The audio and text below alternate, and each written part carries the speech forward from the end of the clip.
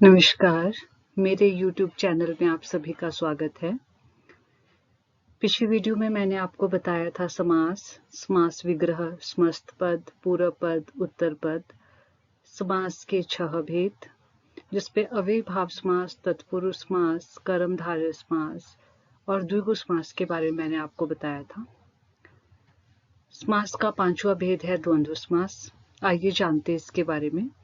द्वंद्व समास जिस समस्त पद के दोनों पद प्रधान या समान महत्व रखते हों वहां द्वंद्व समास होता है। समस्त पद क्या होता है मैंने आपको पिछली वीडियो में बताया था।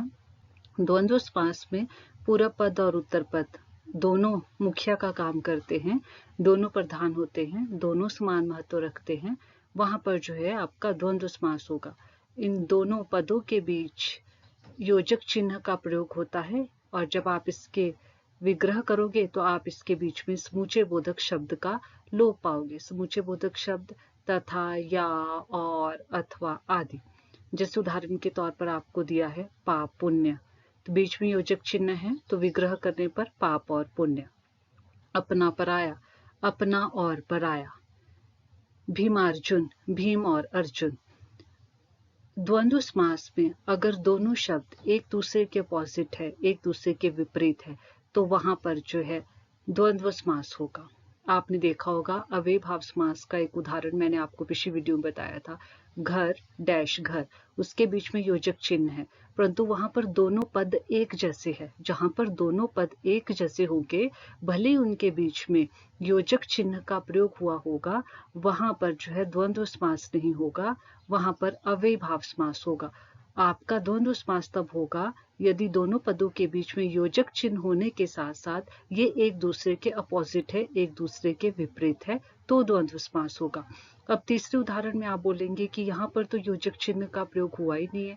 2023 में ग्रेड 10 कोर्स बी हिंदी का जो पेपर है, इस तरह का उदाहरण वहां पर आया और बहुत सारे बच्चों ने पेपर में गलत कर दिया। जिन बच्चों ने इसके विग्रह करके देखे उन्होंने देखा कि इसमें तो दोनों पद प्रधान है, दोनों समान महत्व रख रहे। भीम किसी अलग लड़के का नाम है, अर्जुन किसी अलग लड़के का नाम है, तो उन्होंने जो है इनके बीच में और का प्रयोग किया और द्वंद्व समास लिखा। बच्चों, ये जरूरी नहीं है कि दोनों पदों के बीच में हर बार योजक चिन्ह का जो है प्रयोग हुआ होगा या योजक शब्द का प्रयोग होगा।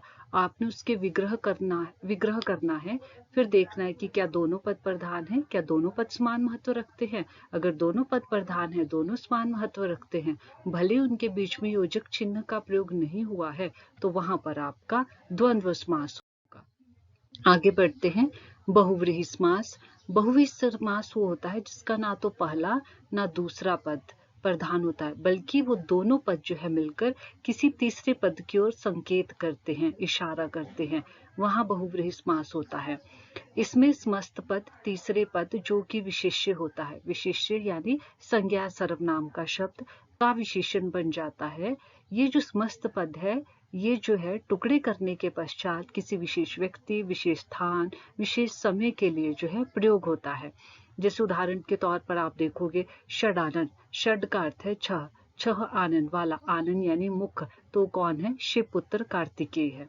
अब आप कहेंगे कि मैंने तो द्विगु समास में आपको समझाया था कि जहां पर प्रथम पद जो है संख्यावाची होगा वहां द्विगु समास होगा, परंतु आपने टुकड़े करने पर यह भी देखना है कि भले वहां पर प्रथम पद संख्यावाची है, अगर ये किसी तीसरे अर्थ की ओर संकेत कर रहा है तो वहां पर द्विगु समास ना होकर जो है बहुव्रीहि समास होगा। अगला उदाहरण अंशु माली। अंशु किरणें हैं मालाएं जिसकी, वो कौन है? सूर्य। अब मैं आपको कुछ एक समास जो है इनके बीच में अंतर समझा देती हूँ। कर्मधारय के समस्त पद का एक पद गुणवाचक विशेषण। गुणवाचक विशेषण आप जानते होंगे, जो संज्ञा सर्वनाम शब्द के गुण, दोष, रूप, रंग, आकार, अवस्था, दिशा का बोध कर, आदि का बोध कराए, है ना।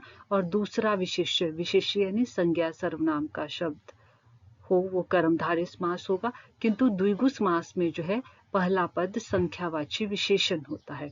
जैसे क्रोधाग्नि, क्रोध रूपी अग्नि, तो क्रोध यहाँ पर क्या है? विशेषण है, और अग्नि क्या है? विशेष्य है, संज्ञा है। चौराहा, चौ, चार, राहों का समूह, यानी द्विगु समास। अब देखते हैं द्विगु और बहुव्रीहि समास में अंतर क्या है। तो द्विगु समास में मैंने आपको अभी बताया कि इसमें जो है पहला पद संख्यावाची विशेषण होता है, संख्या के बारे में बोध कराएगा, और दूसरा विशेष्य होगा, संज्ञा सर्वनाम का कोई पद यहाँ पर होगा। वहीं बहुव्रीहि समास का समस्त पद विशेषण का काम करता है, वो पूरा पद जो है विशेषण का काम करेगा और कोई विशेष्य संकेतित करता है, कोई संज्ञा सर्वनाम का शब्द संकेतित करेगा। कुछ समस्त पद ऐसे भी आपको देखने को मिलेंगे जो द्विगु और बहुव्रीहि दोनों होते हैं। इनका अंतर आपको इनके विग्रह करने पर जो है पता चलता है। जैसे चतुर्भुज, चतु का अर्थ है चार, चार भुजाओं का समूह द्विगु समास, और चतुर्भुज चार है भुजाएं जिसकी, भगवान विष्णु बहुव्रीहि समास।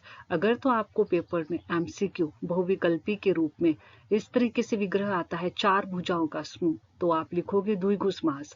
अगर आपको आता है चार है भुजाएं जिसकी, तो आप लिखेंगे बहुव्रीहि समास। आप ध्यान रखें कि सामने वाले ने आपसे प्रश्न किस तरह से पूछा है, और अगर आपसे अंतर पेपर में पूछा जाता है तो इस प्रकार से परिभाषा बताने के बाद आप वहां पर लिख सकते हैं सप्ताह, 7 दिनों का समूह द्विगु समास।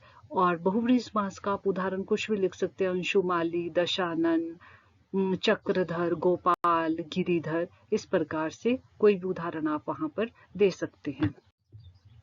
उसी प्रकार से कर्मधारय और बहुव्रीहि समास में अंतर।